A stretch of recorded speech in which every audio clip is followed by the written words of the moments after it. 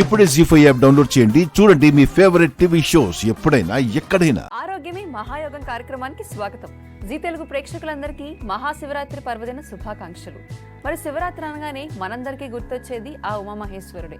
మరి సాక్షాత్తు ఆ అన్నపూర్ణమ్మే ఈ రోజు మన కార్యక్రమాన్ని విచ్చేసిందంటే నమ్ముతారా? కార్యక్రమాన్ని మొదలుపెట్టి తెలుసుకుందాం. నమస్కారం అమ్మా. నమస్కారం. కార్యక్రమానికి విచ్చేసినందుకు స్వాగతం. మీకు మీ కుటుంబ సభ్యులందరికీ కూడా మహాశివరాత్రి శుభాకాంక్షలు. మీ అందరికీ మహాశివరాత్రి శుభాకాంక్షలు అండి. అందరికీ శుభం జరగాలి. డాక్టర్ గారు నమస్కారం అమ్మా. శివరాత్రి పండుగ శుభాకాంక్షలు అమ్మా. ఈ కార్యక్రమానికి వచ్చినాను. మీకు కూడా అండి. కార్యక్రమం కంటే మిమ్మల్ని చూడడానికే వచ్చాను నేను. అన్నపూర్ణమ్మ గారు, మరి కార్యక్రమానికి వచ్చినందుకు ముఖ్యంగా పర్వదినం రోజు అంటే శివరాత్రి రోజు ఆ కాశీ అన్నపూర్ణమ్మే మా ముందుకు వచ్చినట్టు మాకు అనిపిస్తుంది. మరి మీలాంటి పెద్దవాళ్ళు, మీలాంటి అనుభవజ్ఞులు కూర్చుని ఇలా ఆరోగ్యం గురించి మీ అనుభవాల గురించి పంచుకుంటే మా అందరికీ కూడా చాలా బాగుంటుంది.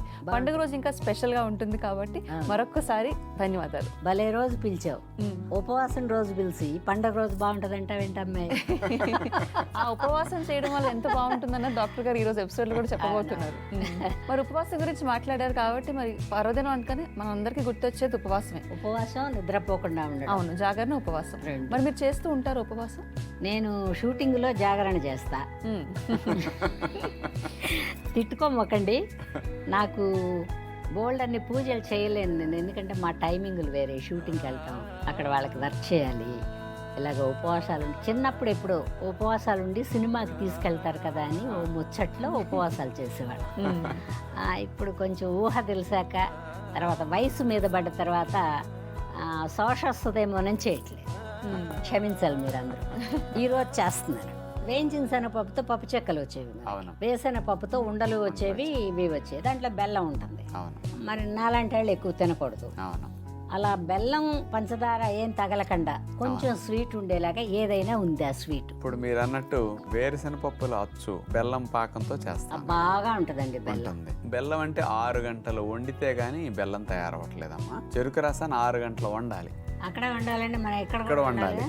అందుకని మేమేం చేస్తామంటే ఇట్లా అచ్చుగా పోసుకోవాల్సిన వాటికి చెరుకు రసాన్ని మనం తీసుకొచ్చి, ఇది ఎక్కువ పట్టదండి, వెంటనే చెరుకు రసం పాకంగా వచ్చేస్తుంది తక్కువ టైంలో. 2 సార్లు కాలదు. 6 గంటల కంటే ఇది అవును 10 నిమిషాలు, పావు గంటలు చెరుకు రసం మళ్ళీ ఇక్కడ గుండ కొట్టి మళ్ళీ చేయాలి కదా. కానీ ఇట్లా చెరుకు రసం మరిగి చెరుకు పాకం అలాగ వస్తుంది. దీంట్లో వేరుశనగపప్పులు పోసి వేరుశనగపప్పులు అచ్చు చేసేయచ్చు. మంచి టేస్ట్ అమ్మాయి, బాగుంటుందండి. ఏమండి వింటున్నారా? చెరుకు రసంతో స్వీట్ చేసుకోవచ్చు అంట. ఇది ఇప్పుడే వింటామండి నేను. పాకం గారెలు అనుకోండి అమ్మా. పాకం గారెలకి అక్కడ ఓళ్ళ నుంచే వస్తాయండి. అవును, ఇప్పుడు రెడీగా వచ్చేస్తున్నాయి. ఇప్పుడు మనం నూనె లేకుండా గారెలు చేసుకోమంటాం ఇంట్లో. నాన్ స్టిక్ మీద వస్తాయి. ఆ గారెలకి ఈ చెరుకు రసం కొంచెం మరిగిస్తే 10 నిమిషాలు, పావు గంటలు పాకం అవుతుంది. జిలేబీ లాగా పడేసేయండి. అది పడేసేస్తే పాకం గారెలు. తేనె కూడా వేస్తాం మనం అట్లా పాకం లాగా. కొంత తేనెతో మరి చాలా కాస్ట్లీ, అందుకని చెరుకు రసం ఉపయోగించాలి. అందరికి ఉపయోగపడేలాగా చెప్తే అంతేనా? తప్పనిసరిగా. అంటే మేక మాంసం అంత కాదులేండి అమ్మా. అంటే మేక మాంసం అంటే అండి జివ్వ మేకని చూడగానే దెబ్బొచ్చేస్తుంది మనిషికి. అబ్బాయి ఎంత బాగుందో అని. అది కేజీ 1000 రూపాయలు, ఇది కేజీ 350, 400 కదమ్మా. బాగుంది సార్, చేసుకుంటా తప్పనిసరిగా. చూడండి మీరు ఎట్లా వండుతాము. షుగర్ కేన్ చిక్కీ తయారు చేయడానికి కావాల్సిన పదార్థాలు: షుగర్ కేన్ జ్యూస్ 3 కప్పులు, వేరుశెనగ పప్పులు 1 కప్పు, బాదం స్లైసెస్ 2 టేబుల్ స్పూన్లు, యాలక్ పొడి కొద్దిగా.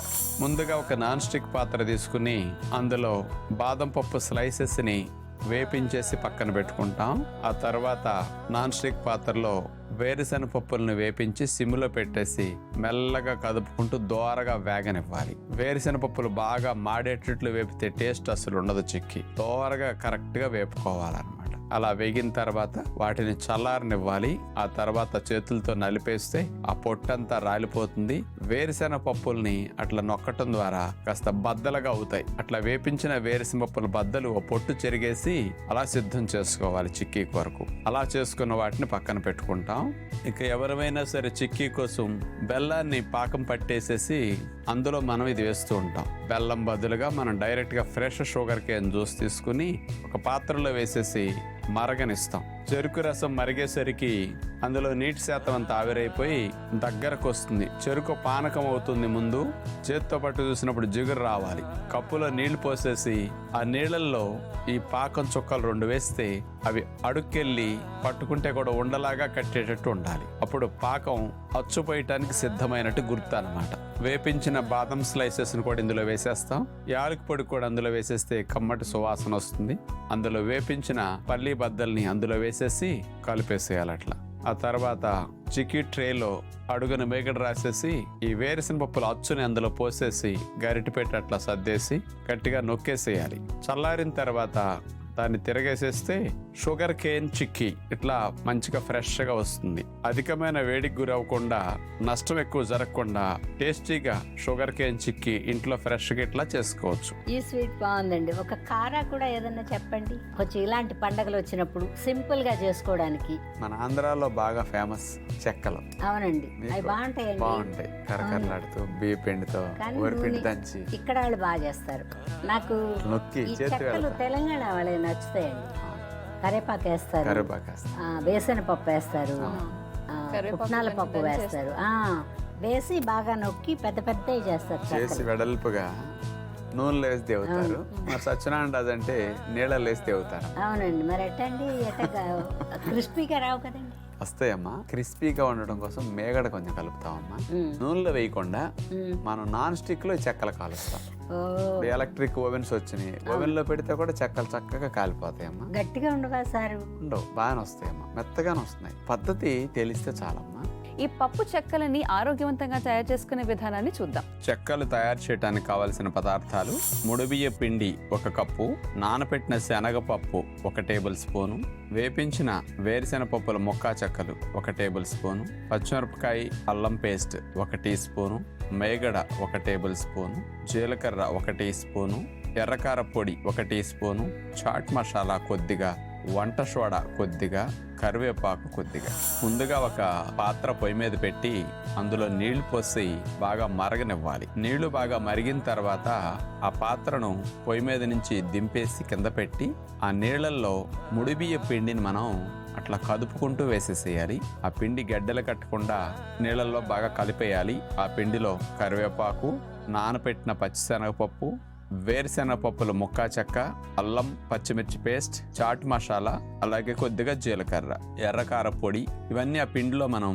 పూర్తిగా కలిపేస్తాం. మళ్ళీ పొయ్యి మీద పెట్టి సిమ్లో పెట్టి పిండి దగ్గరకు వచ్చే వరకు, అందులో నీటి శాతం తగ్గే వరకు కాస్త కదుపుకుంటూ అట్లా చేయాలి. అందులో కొద్దిగా వంట సోడా కలిపేస్తే గుల్లలు వస్తాయి చెక్కలు కరకరలాడటానికి. ఇలా తయారు చేసుకున్న పిండిని పక్కన పెట్టుకుని కొద్దిగా చల్లారిన తర్వాత చిన్న సైజు ఉండ తీసుకుని అలా బటర్ పేపర్ ఒకటి పెట్టి దాని మీద కొద్దిగా మేగడ రాస్తాం. చిన్న సైజు ఉండ తీసుకుని దాని మీద పెట్టి చేతి వేళ్లతో అట్లా పలచగా అయ్యే వరకు వేళ్లతో నొక్కి అలా చేసుకున్నాక అలా నాన్ స్టిక్ పాత్ర పొయ్యి మీద పెట్టి దాని మీద మేగడ రాస్తాం. మేగడ మీద ఇట్లా పెట్టేసి సన్న సెక్క మీద మెల్లగా కాల్చుకోవాలి. మరి నూనె లేకుండా కాల్చాలంటే కాస్త సన్న సెక్క మీద ఒకవైపు కాలనివ్వాలి. తర్వాత వాటిని తిరగేసి మరోవైపు మెల్లగా కాల్చుకోవాలి. ఇట్లా 2 వైపులో కాల్చుకున్న చెక్కలు చూస్తారు కదా ఎంత క్రిస్పీగా ఉన్నాయో. నూనెలో దేవినట్టు కలర్ సేమ్ వస్తాయి. టేస్ట్ చాలా బాగుంటాయి. కాకపోతే శ్రమ కొద్దిగా ఎక్కువ సమయం పడుతుంది అంతే. జీ5 యాప్ డౌన్లోడ్ చేసి అన్ని ఎపిసోడ్స్ పూర్తి ఉచితంగా చూడండి.